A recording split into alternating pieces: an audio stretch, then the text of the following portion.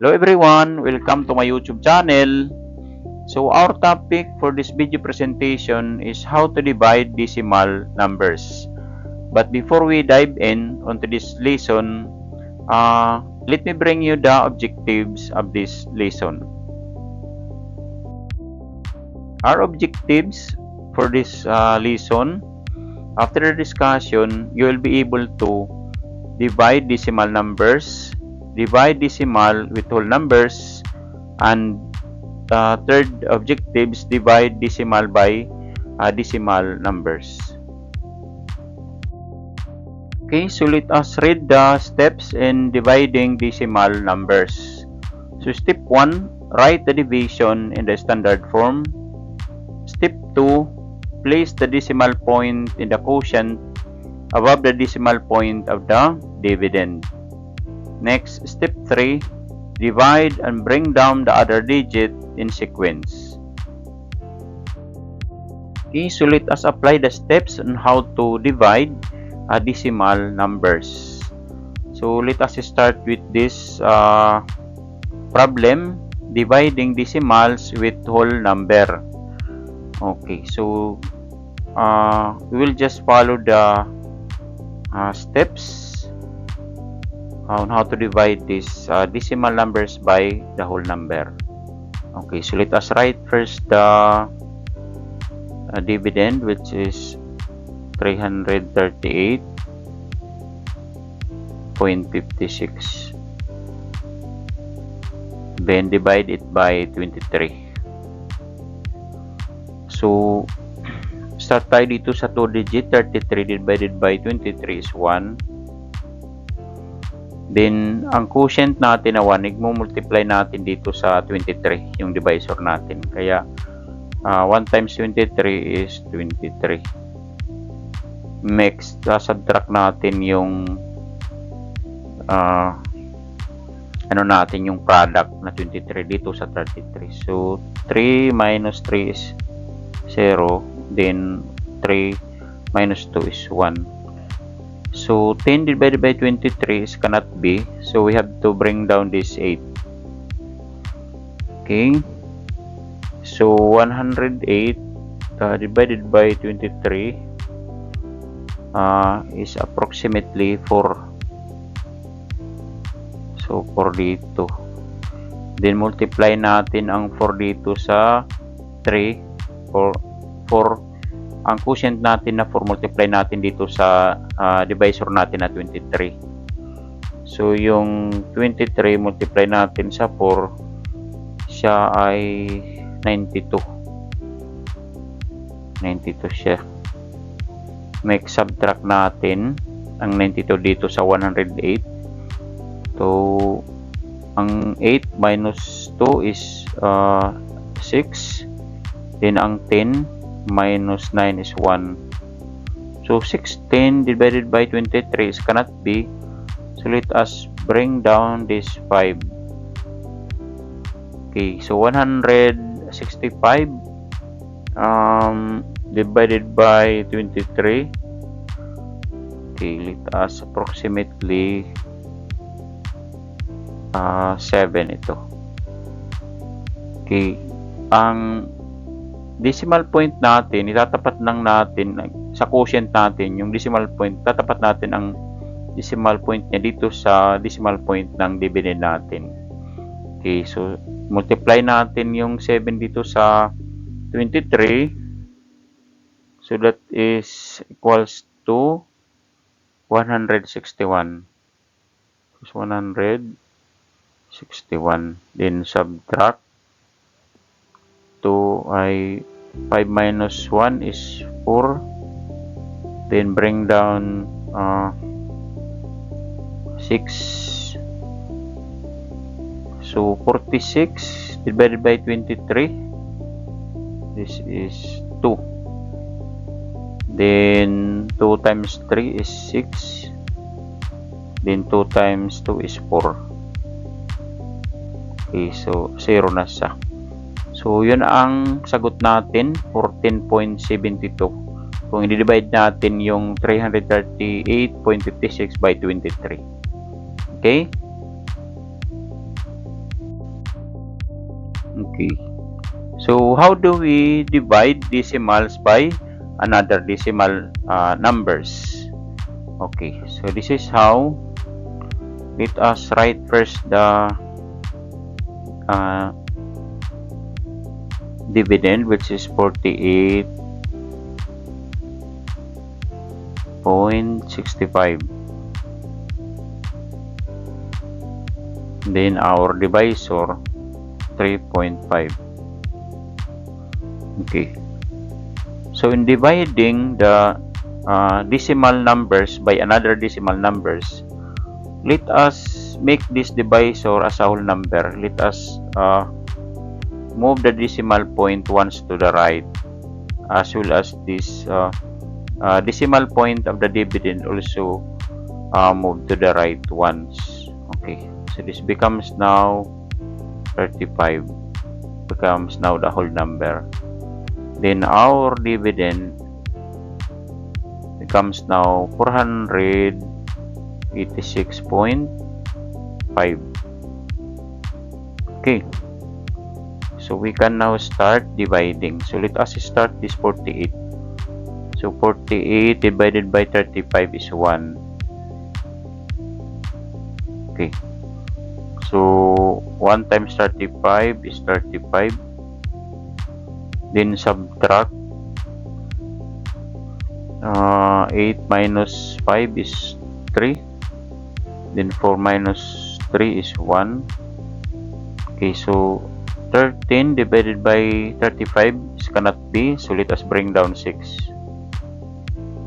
Okay, so 136 divided by 35 is 3. Okay, this is 3. Okay, so 3 times 5 is 15.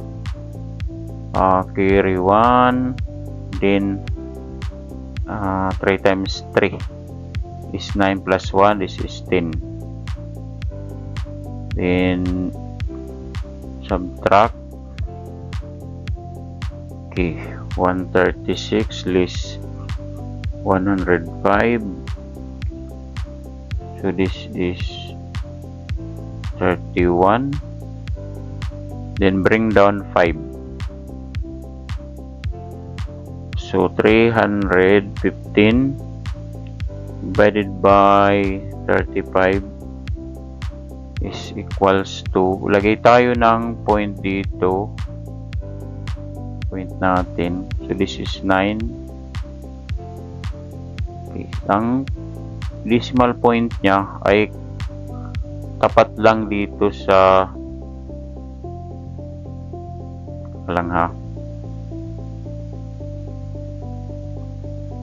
decimal point niya ay dito. Tapat lang ang kanyang decimal point sa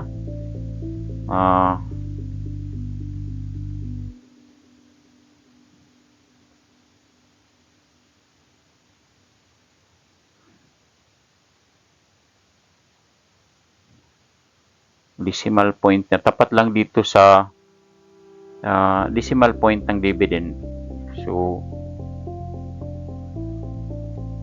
9 times 35, that is 315.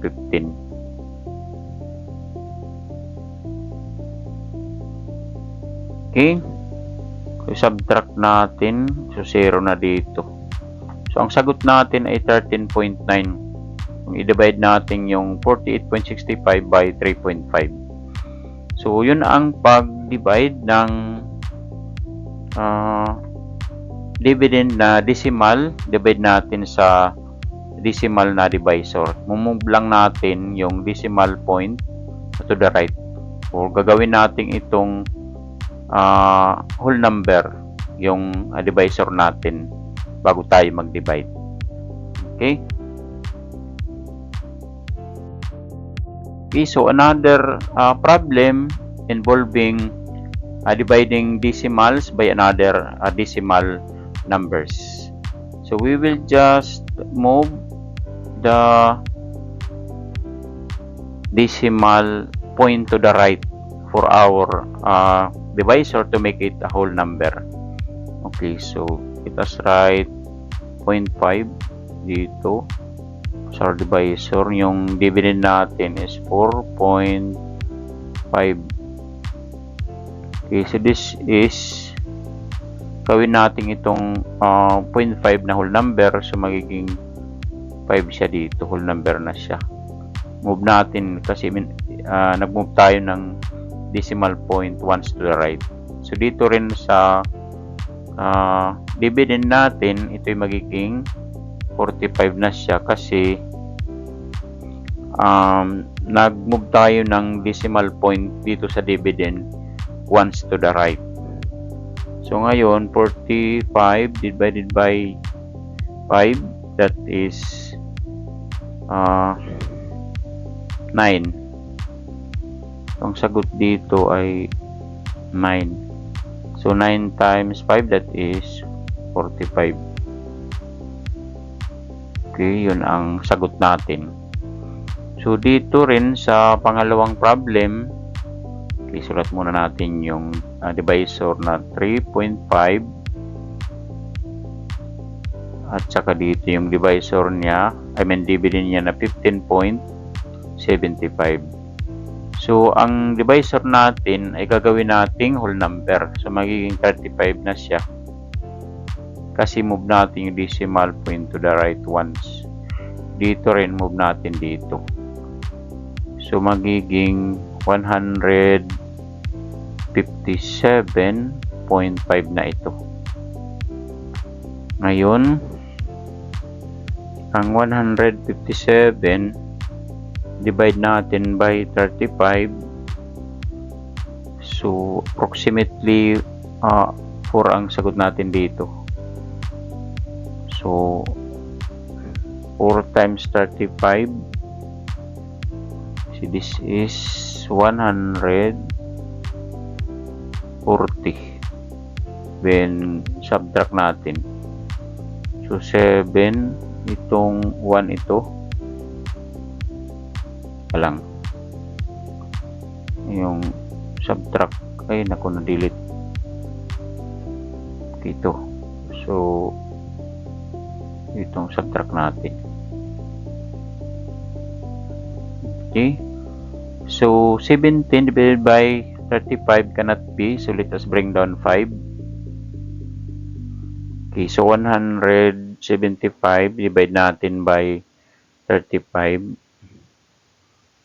So this, lagay natin yung point dito sa tapat ng decimal point dito sa decimal point ng dividend. So this is 5. So 5 times 5, that is 25, carry 2. So 3 times 5 is 15 plus 2, that is 17. Then subtract natin, so 0 na ito. So ang sagot niya ay 4.5. Ayusin natin itong sagot. It becomes 4.5.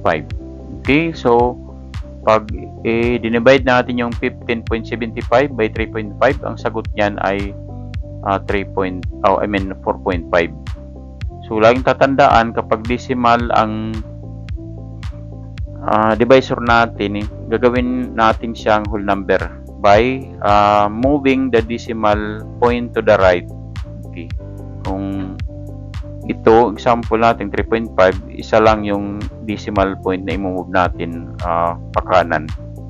Tsaka kung nag-move tayo ng decimal point dito sa divisor, mag-move din tayo ng decimal point dito sa dividend. Okay, so sana nakuha niyo kung paano mag-divide ng decimal numbers by whole numbers, and paano mag-divide ng decimal numbers by another decimal numbers. So sana mayroon kayong natutunan dito sa bidyong ito. Salamat sa panonood.